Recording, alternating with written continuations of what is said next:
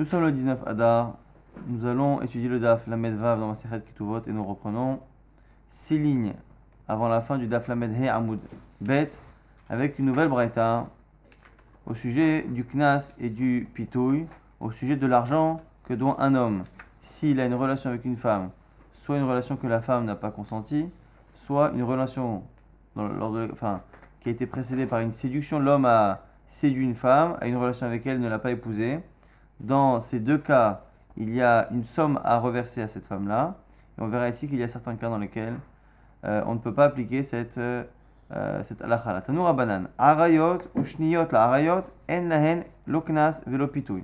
Voici deux types de femmes qui, si elles ont une relation non consentie ou pitouille par séduction, eh bien, n'auront tout de même pas d'argent. C'est des filles qui sont arayot. Donc la arayot, c'est des femmes qui sont interdites par la Torah parce qu'elles sont de la famille, donc c'est des relations incestueuses. Et shniyot la arayot, la Gemara va essayer de comprendre ce que c'est. C'est un second degré de arayot. Donc c'est des filles interdites, mais par un second degré, on verra ce que c'est. Hamemaenet, c'est quoi? C'est une fille qui est mineure, qui n'a pas son père, et qui a été mariée par l'intermédiaire de sa mère ou d'un de ses frères. Si c'est sa mère ou un de ses frères qui la marie, eh bien le mariage n'est pas valide par la Torah, il n'est validé que par les sages, parce qu'à l'époque c'est l'habitude de marier les enfants jeunes, donc on ne voulait pas qu'une fille orpheline de son père ne puisse pas se marier jeune. Donc on autorisait la mère et le frère, mais la fille avait le droit de refuser. On nous dit qu'une fille, elle peut refuser tant qu'elle n'est pas adulte. Une fois qu'elle est adulte, le mariage est validé. Une fille qui, lorsqu'elle était jeune, elle a refusé à un moment donné ce mariage-là, elle l'a annulé, et bien si après cette histoire-là, elle a subi une relation, elle n'a l'oknas velopitouille, elle n'a aucune des deux rémunérations. Aïlonite, c'est quoi Aïlonite? C'est une jeune fille qui a un problème hormonal qui fait qu'elle n'a pas de simanim et qui en général passe d'un âge de ktana, de petite, à un âge, à un moment donné, à 20 ans. On tranche que si elle n'a toujours pas les signes de puberté, elle est adulte, mais elle ne passe pas par l'âge de nahara, d'adolescente qu'il y a entre le moment où elle a les simanim, les signes de puberté, et 6 mois plus tard. Elle non plus, elle n'a l'oknas velopitouille, elle n'a aucune de ces deux sommes d'argent. Les hayot set mishum shemra, et encore une autre, c'est celle qui, a priori, divorce, qui se sépare d'un mari, mishum shemra à cause d'une mauvaise réputation. Très bien. Donc je récapitule, on a 4 types de filles qui ne reçoivent pas ni knas ni pitouille si elles ont une relation consentie ou pas. C'est qui ces filles-là? C'est des filles qui sont de la famille du mari. Alors, soit qui sont interdites, mishum arayot, soit shniyot l'arayot, soit 1 degré, soit 2 degrés d'interdiction. Soit memaenet, c'est la fille qui, alors qu'elle était encore petite, elle a annulé le mariage que sa mère et que son frère a fait. Celle qui a divorcé à cause d'une mauvaise réputation. Et la haïlonite est la fille qui n'a pas de simanim et qui dépasse l'âge de 12 ans et qui n'a toujours pas de signe de puberté. Cette fille-là, elle ne peut pas recevoir ni knas ni pitouille. Tout de suite, la Gemara analyse le premier cas et nous dit Maï arayot ou maï shniot. C'est qui les arayot, c'est qui les filles interdites et c'est qui les filles interdites au second degré? La Gemara répond premièrement il est ma arayot, arayot mamash, shniot, midivre sofrim. La Gemara propose le pshat habituel. Habituellement, on dit quoi? On dit que lorsque l'on parle des interdits, par exemple l'interdit d'avoir un contact ou d'avoir une relation avec une femme, eh bien, il y a les femmes qui sont arayot, qui sont interdites par la Torah, les incestes interdits par la Torah, et les relations qui ne sont pas considérées comme étant interdites par la Torah à cause de l'inceste, mais que les sages ont interdit, on les appelle shniyot. Le second degré d'inceste, c'est les femmes que la Torah n'a pas interdit, mais que les sages ont eux interdit. Elle m'a dit si c'est ça, il y a un problème. Pourquoi? Parce que si toutes les femmes qui sont interdites par les sages ont interdit par la Torah, n'ont pas de knas, il y a un problème. La femme qui est interdite que par les sages, Minatora, cet homme-là, il peut aller avec elle. Comme Minatora, il peut aller avec elle, eh bien, il n'est pas chayav mita. Comme il n'est pas chayav mita, il devrait payer un knas. Comment Chachamim peuvent enlever une rémunération à cette femme? Parce qu'ils ont décidé d'élargir le sens de ce qu'on appelle arayot. Kevin de midoraita chazia, les. Amai enaim knas, comment tu peux ne pas lui donner l'argent? Tout ça parce que Chachamim ont dit que c'était interdit, alors que dans l'absolu Minatora, c'est autorisé. Donc Minatora, il n'est pas Ramita. Et là, Rayot, donc on propose 2 pshatim. Premier pshat, Arayot chayve mitot ou bedin, shniyot chayve kritot. Peut-être qu'ici, lorsqu'on parle de arayot premier degré, second degré, c'est des arayot de la Torah, simplement à des degrés d'interdit plus ou moins graves. Premier niveau, c'est ceux qui entraînent un chiyuv mita. Il y a des incestes, on a dit, comme la fille, les enfants, eh bien, c'est des interdits qui sont chayav mita. Shniyot, le deuxième, ce serait ceux qui seraient chayav kritut, chayav karet. Et du coup, qu'est-ce que nous dirait la Braïta? Un homme qui aurait une relation avec une femme de sa famille, qui est soit interdite à cause d'un chiyuv mita, soit interdite à cause d'un chiyuv karet, eh bien, la fille n'a pas de knas.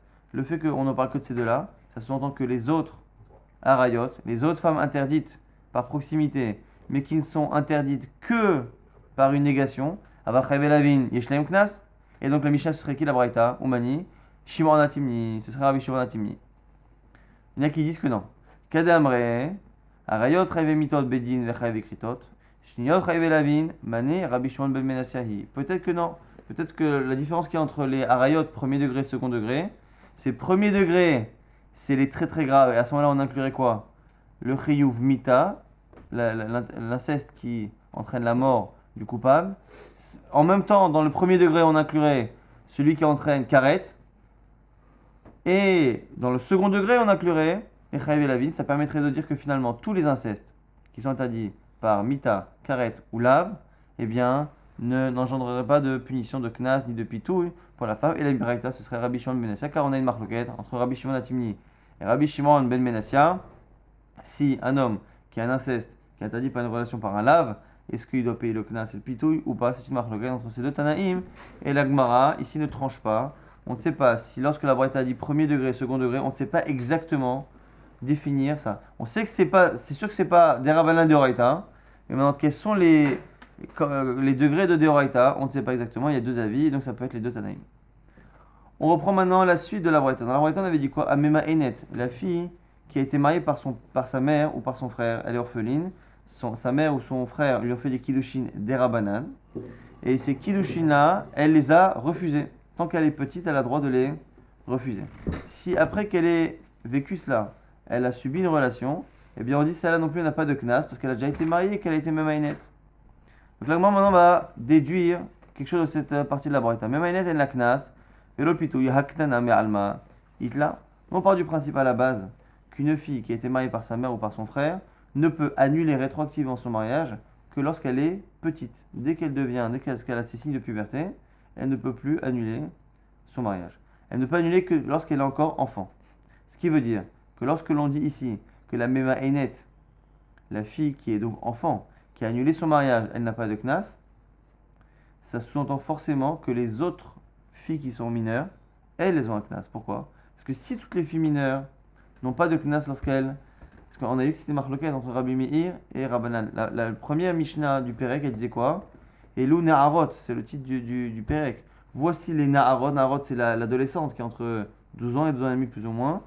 Voici les Naharot qui ont un knas. Machma que quoi? Il n'y a que lorsque la fille a subi une relation à cet âge-là qu'elle reçoit un knas. Si elle a subi la relation lorsqu'elle était mineure, elle n'a pas. Ça, c'est un avis. Et c'est Rabbi Meir. Et Rabbanan pense que qu'elle soit enfant ou qu'elle soit Nahara, elle reçoit un knas. Le fait que chez nous, dans la Mishnah, on est dit que la Mema Enet, celle qui est enfant et qui a annulé son mariage, elle n'a pas de knas, ça sous-entend que si elle n'avait pas annulé son mariage, elle aurait, oui, le knas, alors qu'elle est mineure. Et donc, du coup, on est forcément obligé de dire que cette braïta n'est pas comme Rabbi Meir, comme le Tana de notre Perek. Mané, c'est qui? C'est Rabbanan et des Amrek Tana. Et Shlaknas qui pense que non seulement la Nahara, mais même la mineure, elle a un knas. Elle m'a dit, mais il y a un problème maintenant. C'est que quand tu regardes la fin de la Braïta, elle a l'air de pas aller comme Rabbanan, elle a l'air d'aller comme Rabbi Meir. Et Maïsefa, Ailonit, En la Loknas Velopitouy. Atale Rabbi Meir, la Marktana, En la Knas. La fin de la Braïta nous dit quoi? On a dit Ailonit, c'est la fille qui dépasse l'âge de 12 ans et qui n'a toujours pas de signe de puberté. Cette fille-là, lorsqu'à un moment donné, elle sera considérée comme étant grande, à 20 ans, eh bien on la considérera comme étant grande d'un coup. Elle ne passera pas par un stade de Nahara. Nahara, c'est quoi? C'est la fille qui a des signes de puberté. Elle a 6 mois entre le moment où elle a eu ses signes et le moment où elle est grande. Pendant ces 6 mois-là, elle est, on va dire, adolescente. Celle qui a Elonite, elle n'aura jamais ses signes de puberté. Elle passera de l'âge mineur jusqu'à l'âge de 20 ans où on aura la certitude maintenant qu'en fait elle a un problème hormonal qui fera qu'à 20 ans on la fera passer directement de enfant à adulte. Cette fille-là n'aura pas de moment de Nahara. Et le fait qu'on ait dit que la Haïlonite, elle n'a pas de Knas, ça sous-entend que c'est comme Rabbi Meir. Pourquoi elle n'aurait pas de Knas la Haïlonite? Parce que comme elle n'a pas de moment où elle est Nahara, et bien comme elle n'a pas de moment où elle est Nahara, elle ne peut pas recevoir de Knas. Donc c'est comme Rabbi Meir qui pense que le Knas n'est que lorsqu'elle est Nahara. Donc ici encore une fois, je rappelle, on a une marloquette Rabbi Meir, Rabbanan. Jusqu'à 20 ans, non? Non, elle est toujours Klana et elle devient Gdola. Pourquoi? Parce que Nahara, c'est quelque chose qui démarre avec les signes de puberté, qu'il n'y aura jamais, et donc du coup elle ne les a pas. On a encore une fois une marloquette. Selon Rabbi Meir, il n'y a que à partir du moment où il y a des signes de puberté et pendant les 6 mois qui suivent que la fille qui a subi une relation reçoit un Knas. Selon Chachamim, non seulement à cet âge-là, mais même lorsqu'elle est Ktana. Et ici, on a cette braïta là chez nous qui a priori parle du même avis. On a une braïta qui a l'air de commencer comme Rabbanan et qui termine comme Rabbi Meir. Elle commence comme Rabbanan parce qu'elle nous dit qu'il y a certaines filles mineures qui n'ont pas de Knas, machma que d'autres elles ont. La Mémaïnette elle n'a pas, mais les autres elles ont. Et d'un côté, la braïta termine en ayant l'air de penser comme Rabbi Meir, en disant que la Haïlonite, sous-entendu parce qu'elle n'a pas de moment où elle est Nahara, et bien la Haïlonite, elle n'a pas de Knas. Donc la Gemara pose la question. Reisha Rabbanan et Sefer Rabbi Meir. Est-ce que c'est possible que la Mishnah elle commence par être comme Rabbanan et elle termine par être comme Rabbi Meir? Impossible. Et si tu veux me dire, non, peut-être que c'est tout, c'est Rabbi Meir. Kula Rabbi Meir. Ubema Enet, Savala ki Rabbi Yehuda. Et peut-être qu'en fait, par rapport à la première halakha, Mi'ou on y pense comme Rabbi Yehuda. Nous on a dit tout à l'heure qu'une fille qui a été mariée par son frère ou par sa mère ne peut annuler ce mariage-là que lorsqu'elle est enfant. Mais il y a un avis qui est Rabbi Yehuda, qui pense que même lorsqu'elle a eu ses signes de puberté et qu'elle a encore Nahara, pendant ces 6 mois-là, elle peut encore annuler. Donc on va dire quoi? La Mishnah, c'est qui? C'est Rabbi Meir.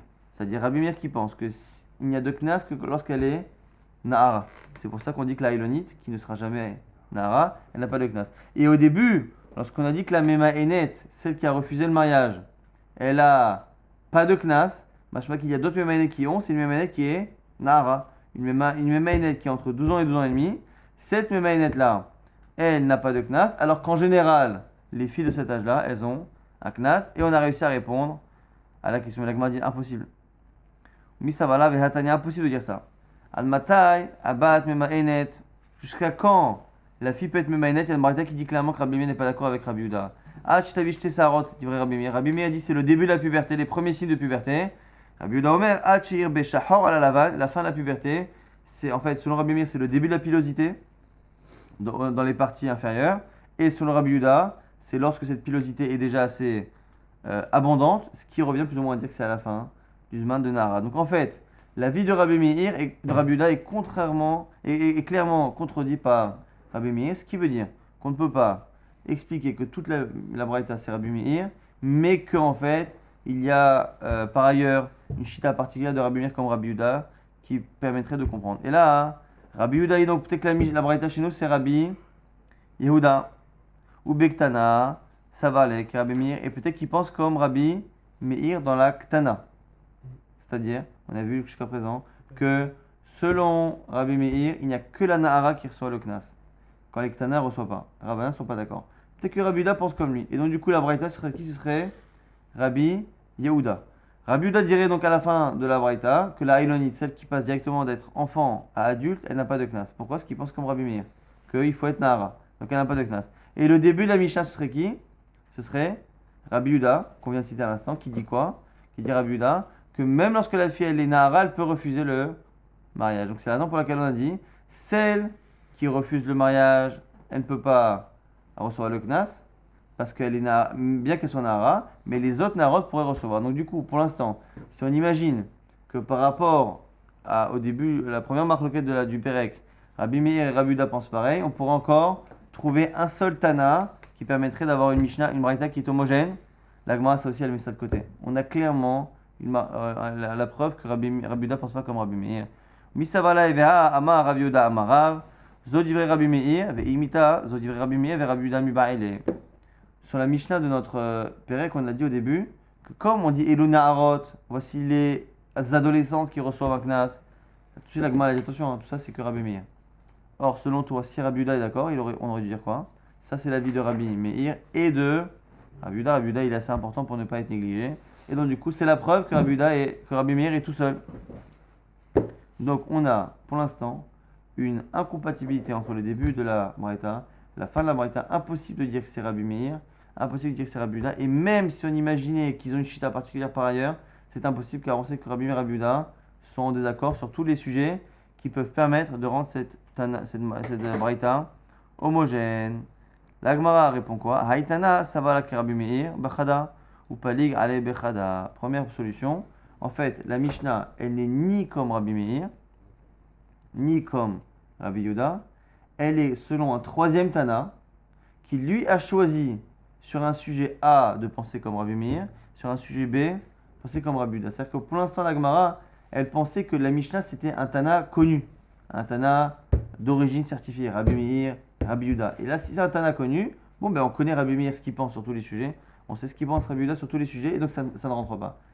La Gemara dit non, ça peut très bien aller comme Rabbi Meir, comme Rabbi Yehuda, mais c'est pas lui complètement. C'est un troisième Tana, donc c'est Rabbi Nassi qui a écrit la Mishnah a priori, qui lui-même a choisi sur une halakha, la même que nous, on peut aujourd'hui tenir une halakha comme le Rambam, mais une autre halakha comme le Roche, même si chacun ne sont pas d'accord sur deux trucs, on n'a pas l'obligation d'avoir une homogénéité entre toutes les chitotes. On tient comme Rabbi Meir sur un point et pas sur Rabbi Yehuda sur un autre. Amar, alors du coup ça c'est la premier tirout.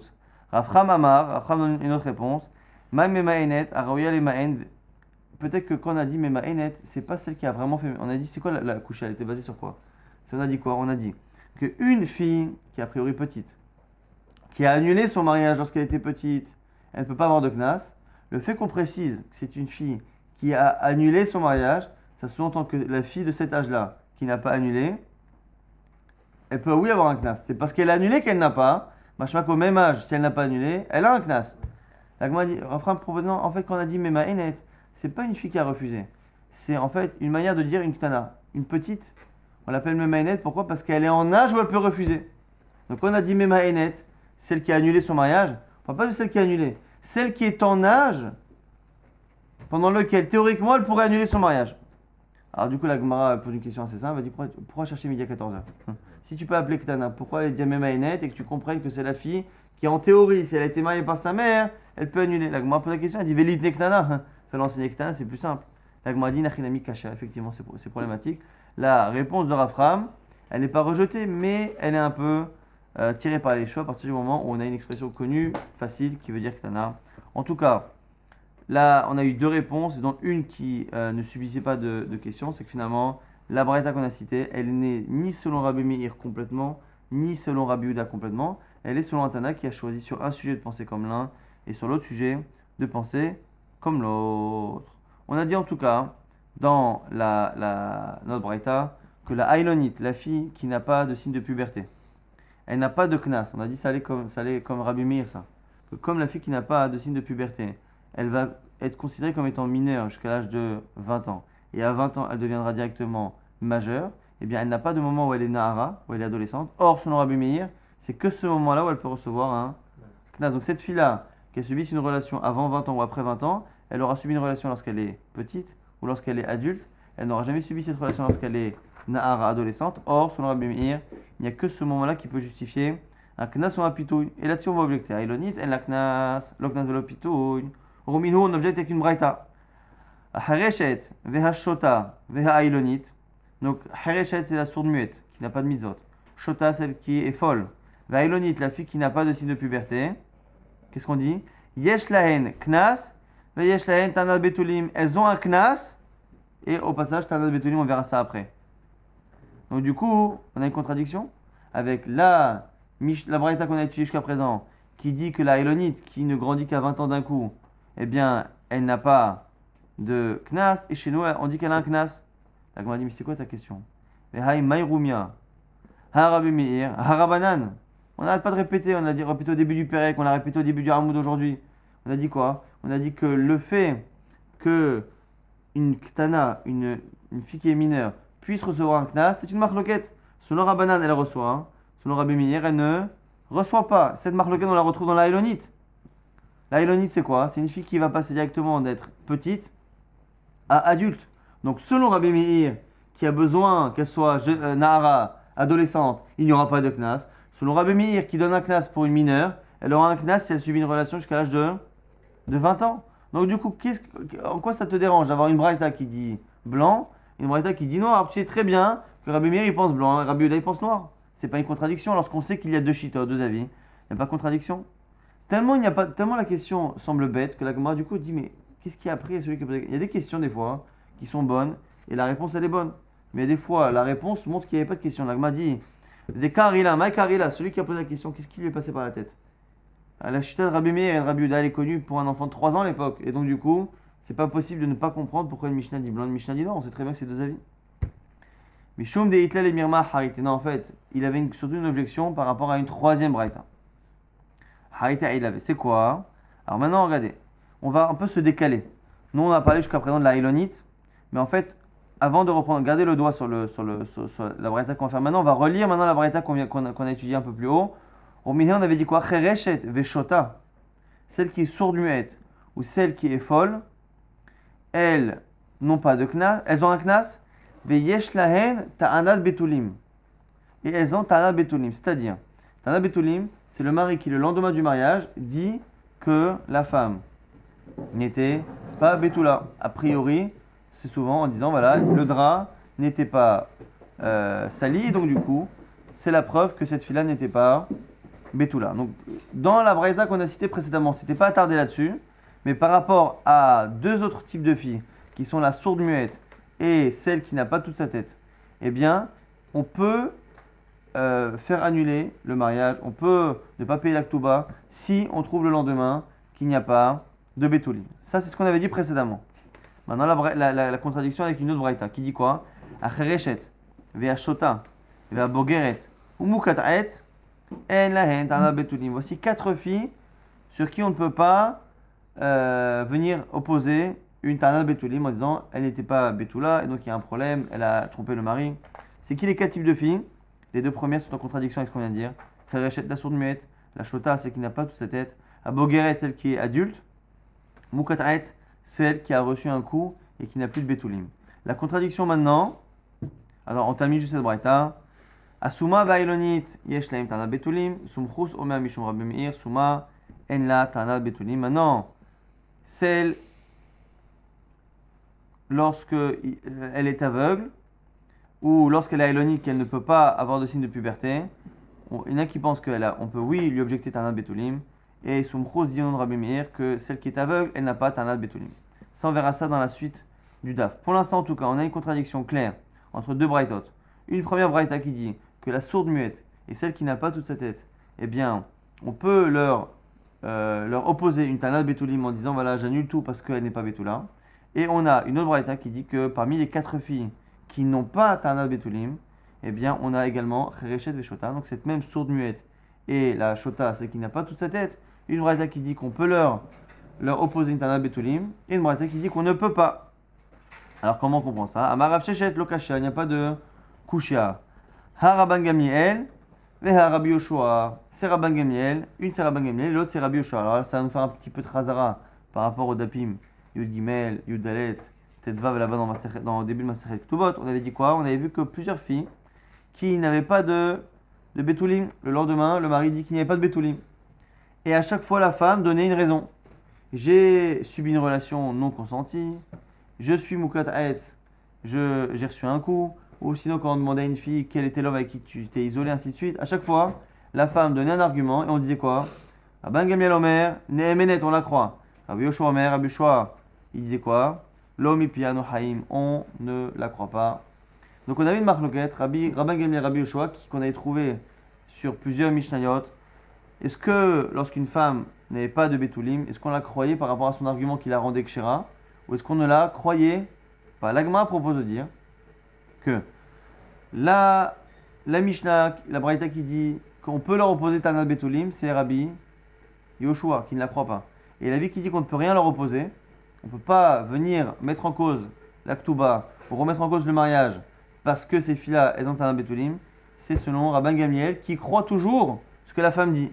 La Gemara dit, mais attends, on croit la femme lorsqu'elle parle. Alors, on avait parlé du coup de Migo, à quel point la femme elle est crue, parce qu'elle était barrée, elle savait ce qu'elle disait, elle savait pas ce qu'elle disait, est-ce qu'elle avait amigo, pas amigo. La Gemara dit, mais tout ça c'est parce que la femme elle argumente. Mais là, la femme qui est folle, ou la femme qui est sourde muette, par définition, elle n'argumente rien. Donc pourquoi Rabban Gamliel va dire qu'on la croit? Il n'y a rien à croire parce qu'elle ne dit rien. Donc pourquoi, selon Rabban Gamliel, une femme qui est folle ou sourde muette, qui n'argumente rien par définition, eh bien, le lendemain, on ne pourrait pas lui dire, voilà, il n'y a pas de bétoulim, j'annule tout. Pourquoi on ne pourrait pas lui dire? Puisqu'il n'y a pas ici de témoignage à croire. Qu'est-ce que nous dit la Gemara ici?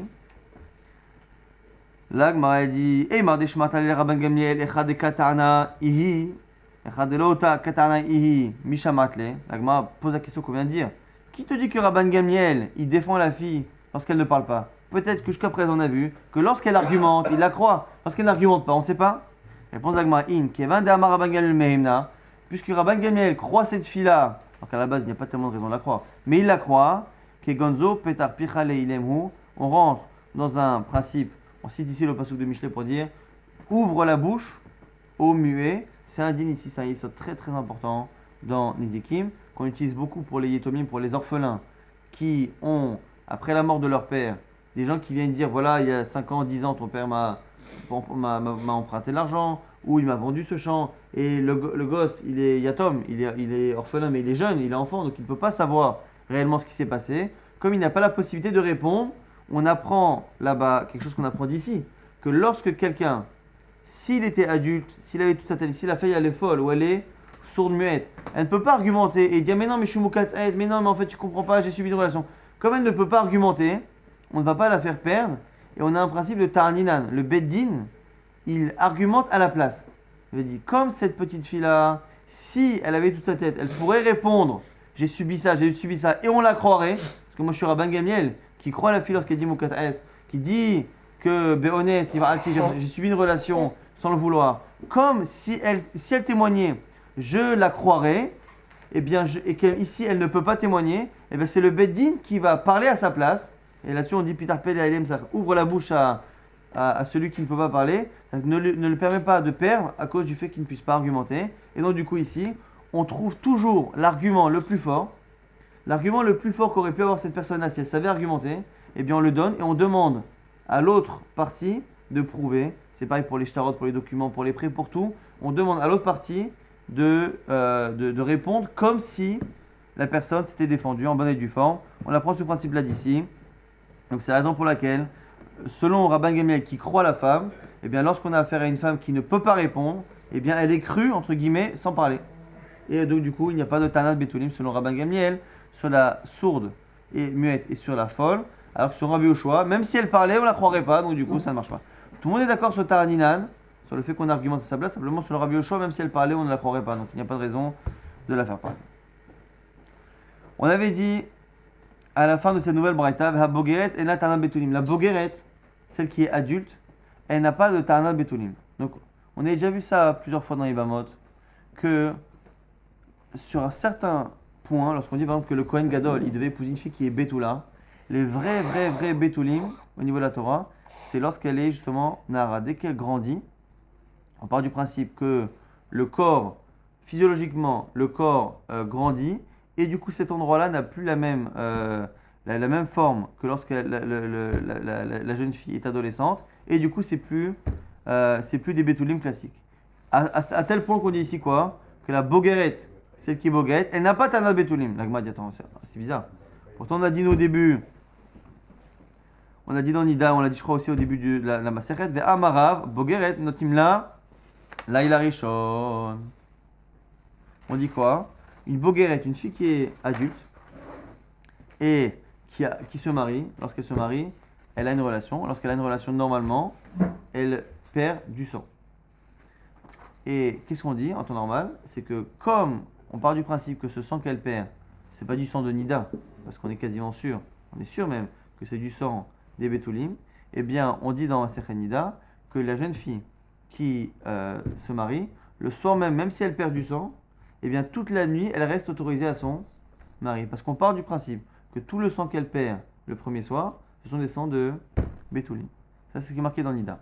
Mais le fait qu'on dit ça, si on part du principe que le sang qu'elle perd le premier soir, on est certain à 100% que c'est du sang de Betoulim et pas du sang de Nida. C'est-à-dire qu'on part du principe qu'une fille qui est boguette, qui est adulte, eh bien, elle a des pertes de sang. Et donc, si elle a des pertes de sang, de manière sûre, à tel point qu'on peut ne pas être rochège, ne pas craindre que c'est Nida, si on dit ça, comment on peut dire par ailleurs qu'un type qui se marie avec une boguerette et qui le lendemain ne trouve pas qu'elle est Betula, il ne trouve pas de sang par exemple, il ne peut pas argumenter pourquoi? Parce qu'on ne sait jamais. Il est très possible que cette fille-là n'ait jamais eu de relation, mais simplement il n'y a pas de trace physiologique de ces Betoulim. Donc on a chez nous, a priori, en disant que celui qui se marie avec une boguerette, il ne peut pas argumenter, il ne peut pas opposer Tana Betoulim.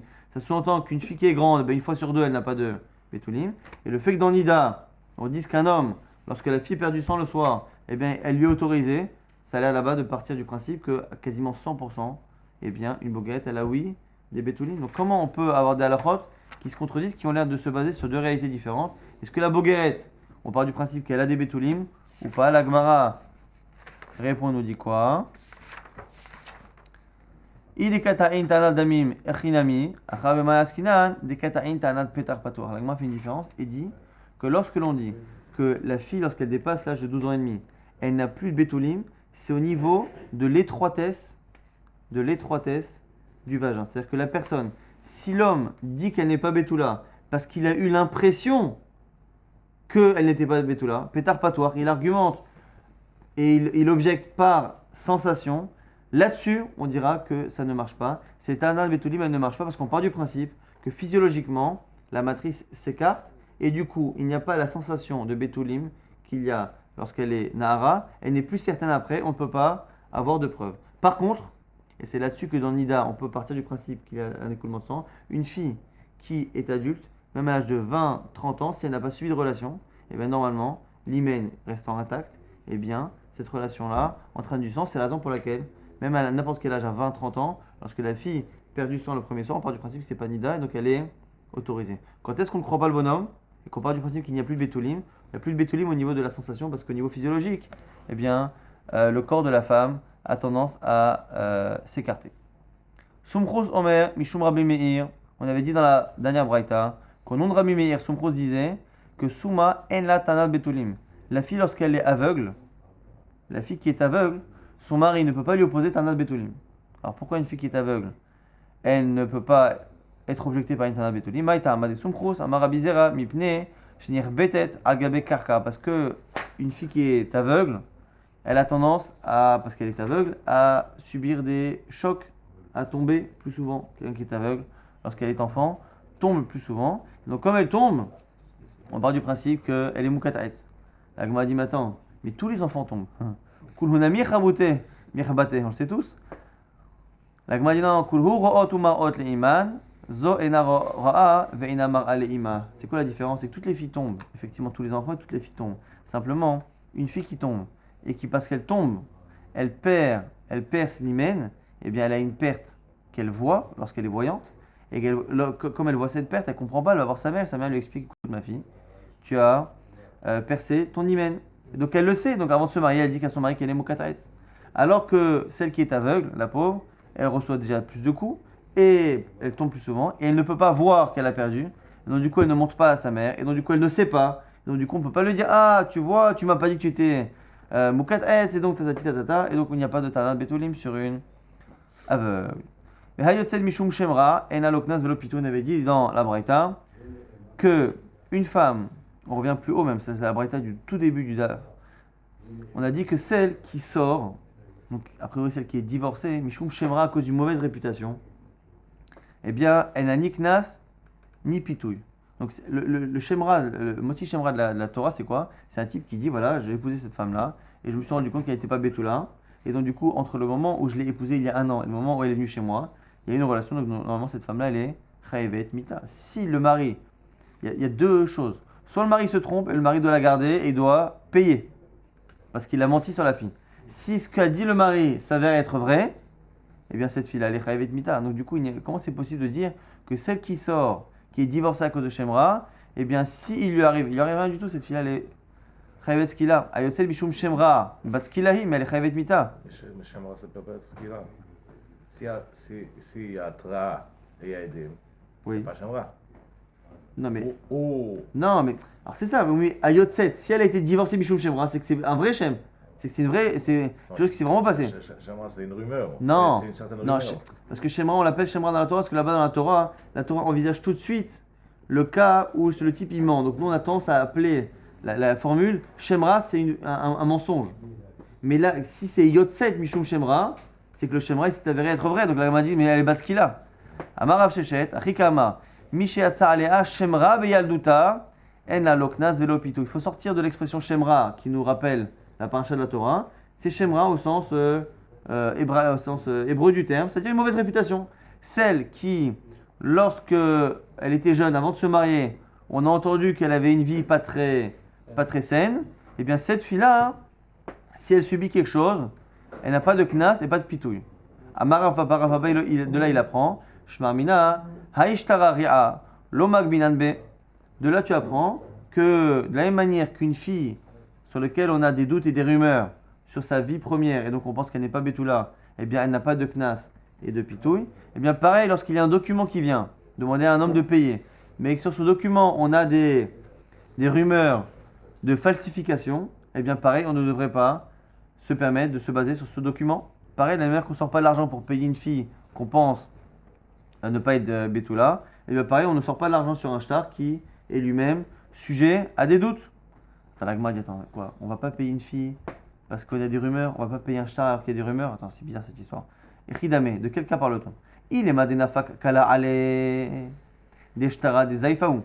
Si tu penses que c'est un cas où il y a juste une rumeur que le document il est mezouyaf, il est falsifié. L'agma dit des kavata acha denafak ala kala des anaï. Et l'équivalent chez la fille serait quoi? Une fille sur laquelle on a une simple rumeur qu'elle a eu des relations lorsqu'elle était jeune. Ça, c'est impossible. Pourquoi? Mais Rava a dit Yatsa Lachem Mezna Ba'ir, une fille qui a une réputation simplement d'avoir des relations, Ein Chosheshina, on ne craint pas. Là, le fait qu'il y ait un col sur une fille, on ne craint pas. On part du principe que très rapidement, les gens, dès que la fille a un comportement un tout petit peu léger, les gens vont directement extrapoler, dire que si elle a un comportement léger, c'est qu'elle fait des choses. Et donc du coup, on ne se base pas sur une simple rumeur. Ce qui veut dire que du coup, il est impossible qu'à la fois pour le shtar, pour le document, et à la fois pour la fille, il est impossible qu'on empêche de payer simplement parce qu'il y a une rumeur. Et du coup, on a un problème. Si c'est une rumeur, c'est pas suffisant pour ne pas payer la fille ni le type qui a le document. Si c'est des vrais témoins qui viennent dire elle a fait quelque chose, ou des témoins qui viennent dire que le shtar, le document, il est faux, c'est vada que ça marche. Alors quoi? Et là, datu betre, ve'amre le didhu, taba'atinhu be'isura dekavate acha, datu betre, ve'amre le didhu, amaleu zaifuli. C'est quoi? C'est deux cas équivalents où on a deux témoins, ce qui permet d'éviter de dire que c'est une simple rumeur comme ça de gens qu'il faut qu'extrapoler. On a deux témoins qui viennent au Bedin en leur nom dire, mais s'ils témoignent sur les faits, encore une fois, il n'y a plus de suspense. Ils témoignent sur quelque chose qui n'est pas un fait. Ils disent quoi?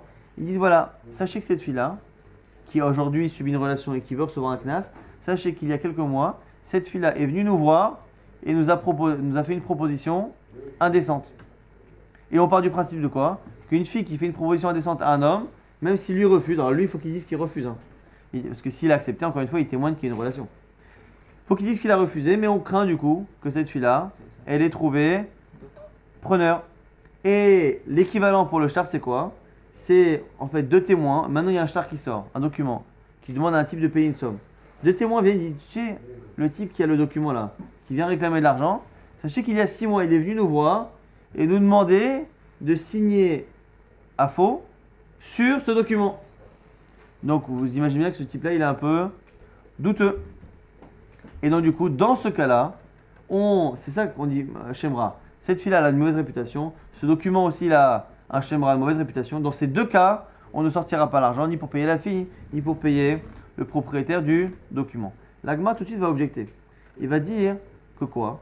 Que le fait qu'une fille ait proposé une proposition indécente à un homme, c'est sûr que il y a lieu de craindre que cette fille-là, à un moment donné, elle a forcément trouvé quelqu'un qui accepte. Pourquoi? Parce qu'il y a beaucoup d'hommes, malheureusement, qui ne sauraient pas résister à ce genre de choses. Mais un type qui propose à des gens de signer à faux, de faire un faux témoignage sur un document, est-ce que c'est aussi certain, ce type-là, qui a essuyé un refus la première fois, est-ce que c'est certain qu'il va trouver après quelqu'un qui accepte? Il y a peut-être moins de gens malhonnêtes que de gens vicieux. L'agma dit bish la ma'atam shriche proutzin. Pour le cas de la fille, je peux comprendre. Il y a tellement de gens qui ne savent pas tellement se limiter là-dessus qu'on part du principe que cette fille-là l'a trouvé preneur. Et là, imu urzak kol Israël mirzeku. Mais là, ce type-là qui est tordu, qui veut faire un faux document, les premiers ont refusé. Qui nous dit qu'il a trouvé d'autres juifs pour trafiquer le document?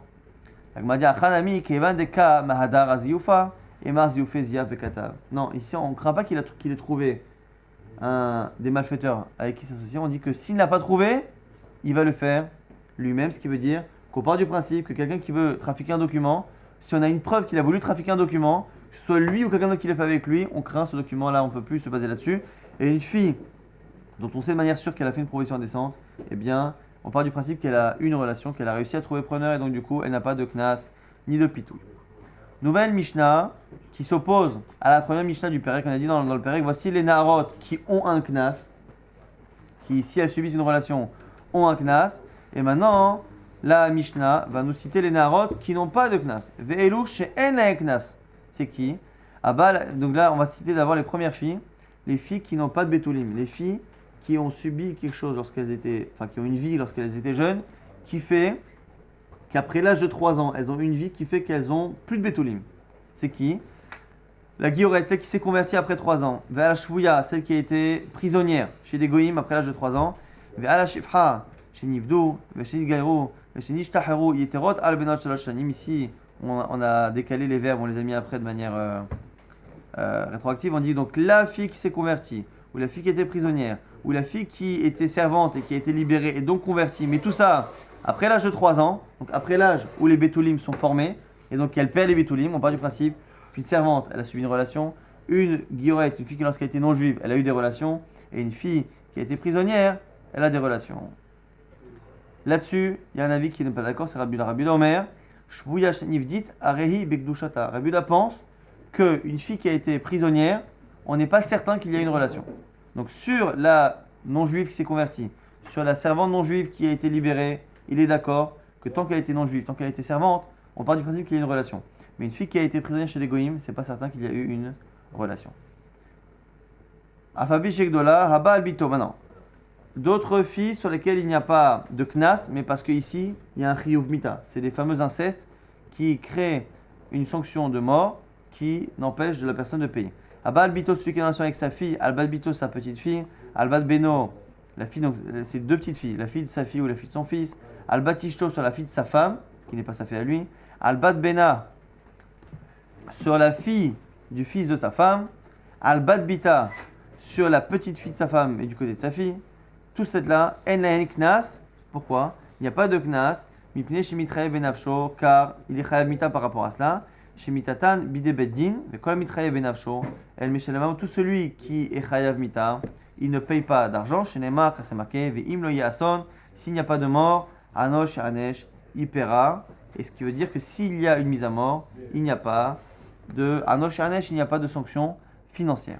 En tout cas, on a vu dans la Mishnah qu'on a Rabbi Yehuda qui pense qu'une fille qui a été prisonnière chez les Goïm, on n'est pas certain qu'il y ait une relation, à tel point que si quelqu'un viole une fille qui a été à un moment donné prisonnière chez les Goïm, eh bien, il doit lui payer le Knas, comme si on partait du principe que cette fille-là était Betula. Et comme Rabbi Yehuda a l'air de dire qu'elle est Betula, eh bien, Rabbi Yochanan va lier cet avis de Rabbi Yehuda avec un autre avis de Rabbi Dosa qui dit la même chose par rapport à la Trouma. Par rapport à la Trouma, une femme de Cohen qui a été prise, qui était prisonnière, est-ce qu'elle est interdite à la Keuna parce qu'on part du principe qu'il y a une relation ou pas? Et Rabbi Dosa va dire ici comme Rabbi Yehuda. Rabbi Yochanan nous dit que Rabbi Yehuda et Rabbi Dosa, Amrou Davar Echad. Rabbi Yehuda et Rabbi Dosa, ils disent la même chose. Un dans Ktuvot et un dans Trouma. C'est-à-dire, Rabbi Yehuda Hadamaran, ce qu'on a dit Rabbi Yehuda, c'est la Mishnah chez nous qui dit que la fille qui était prisonnière, elle a quand même un knas si elle subit une relation. Rabbi Dosa, où est-ce qu'il a dit ça? Il a dit ça là-bas dans une braïta dans Gittin, des Tanya, Shvuya Ochelet Bitrouma, si elle qui était prisonnière, elle continue de manger de la Trouma, d'ivré Rabbi Dosa, selon Rabbi Dosa. Amar Rabbi Dosa, pourquoi c'est ici Rabbi Dosa? Vechima Asa la Aravi Alaz, Qu'est-ce qu'il lui a fait cet arabe? Je vous le traduis au sens propre du terme. Est-ce que le fait qu'elle ait subi des attouchements, ça l'interdit à la Keuna? Non. Qu'est-ce que nous dit ici? De toute façon, on nous dit que pourquoi on parle ici d'Arabi? Parce qu'on parle du principe que les gens de cette région-là ont plus de vices avec les femmes qu'ailleurs. La Gemara dit dans Kiddushin que sur les 10 cabines, les 10 mesures de Pritsout qui sont descendues, il y en a 9 qui sont partis pour les Aravim, 90%. Et donc du coup, ici, on nous dit quoi? On nous dit que même si elle a été prise chez des Aravim, nous dit Rabbi Dossa, on a juste la certitude qu'elle a subi des attouchements, mais pas la certitude qu'il y a eu une relation. Et donc du coup, elle peut manger de la trouma. Ça, c'est Rabbi Yehuda qui pense que la vie de Rabbi Dossa dans la trouma, eh bien, il colle complètement avec la Rabbi de Rabbi Yehuda chez nous, qui dit qu'il paye un knas. Là-dessus, Rabba n'est pas d'accord. Amar Rabba, Dima Lohi, peut-être que ce n'est pas en rapport. Pourquoi? Il se peut que Rabbi Yehuda ne dise ça que chez nous, mais pas dans le cas de la trouma. Et que Rabbi Dossa dit ça dans la trouma, et pas forcément chez nous. Ad kalokama Rabbi Yehuda achaela shelohi choteniska. Peut-être qu'en fait, dans l'absolu, Rabbi Yehuda, il pense quoi? Rabbi Yehuda, il pense que non, la fille qui a été prisonnière, il est très probable qu'elle ait subi une relation, très probable. Mais ici, comme le type, il a forcé la fille à avoir une relation, on ne veut pas lui faire ce plaisir-là de ne pas payer. Donc on se dit quoi? Allez, même s'il n'y a que 10% de chance qu'ils doivent payer, allez, même aux 90% de chance que la fille ne soit pas bétoula, on le fait payer comme ça au moins, ça lui apprendra. Donc du coup, c'est peut-être que dans ce cas-là qu'il lui fait payer, mais de là à lui donner cette femme-là de la trouma, peut-être que non, parce que peut-être qu'il pense qu'il a plus de chances qu'elle ne soit pas bétoula. Avalatam ki rabanas virale, inami ou peut-être. Ce qu'il a dit Rabbi Dossa, Kanokama Rabbi Dossa, Atam et la trouma des rabanan. Peut-être que Rabbi Dossa qui a dit qu'elle mange de la trouma, c'est parce que la trouma aujourd'hui c'est des rabanan. Et donc du coup, comme c'est des rabanan, on peut partir du principe qu'il n'y a pas de relation. Aval knas de Horaïta, mais le knas de notre Mishnah, c'est Minatora qu'on doit payer 50 shekel. Et peut-être qu'on ne va pas créer un chiyuv Torah, alors qu'on n'a pas de certitude qui est rabanan virale. Donc du coup, on n'a pas de certitude. Amalé, Abaye, et Ta'amed et Rabbi Yehuda, Achash Shelo Yechotenis, Kahu, il objecte, il dit comment tu peux imaginer que selon Rabbi Yehuda, chez nous, en fait, Rabbi Yehuda penserait peut-être que toutes les filles qui ont été prisonnières, elles ont subi une relation. Mais que ici, des rabanan, on demande au type de payer. Pourquoi Shelo Yechotenis, car pour pas que le type il profite de cette situation pour ne pas payer. Impossible de dire ça pourquoi. Mais Hatanya Rabbi Yehuda Omer, Shvuya Shenishbit, Arehe Bekdushata, Afilu Bat Eser Shanim Ktuvata Mataim. Rabbi Yehuda, il a dit quoi? Il a dit une fille qui a été prisonnière, quel que soit l'âge, quand elle se marie, elle a une Ktuva de Mataim comme une fille qui est Betula. Or ici, tu peux pas dire que dans l'absolu on pense qu'il y a une relation, mais on va le punir le bonhomme, donc on va le punir, on va considérer qu'elle est Betula. Mais le pauvre, qu'est-ce qu'il a fait? Il épouse une fille, et on lui dit qu'elle est Betula, donc il doit payer de manière. Pourquoi le faire payer de manière artificiellement si Rabbi Yehuda pensait que cette fille-là, elle est pas Betula?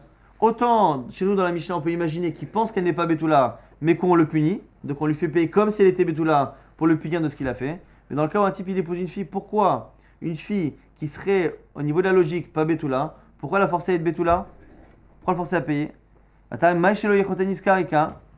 La Gemara dit non, ata nami dilma mimanae velonasbe. On a peur qu'en fait, si on dit que les filles qui ont été prisonnières, elles n'ont qu'une ktuba de un mané, parce qu'on part du principe qu'elles ont subi une relation, on a peur que les gens ne veuillent pas se marier avec elles. Et le fait de dire qu'il y a une ktuba de deux, ça permet aux gens d'espérer qu'elles n'ont pas subi de relation et de permettre à ces filles-là de se marier. Donc on reprendra demain si Dieu veut, on terminera la fin du live.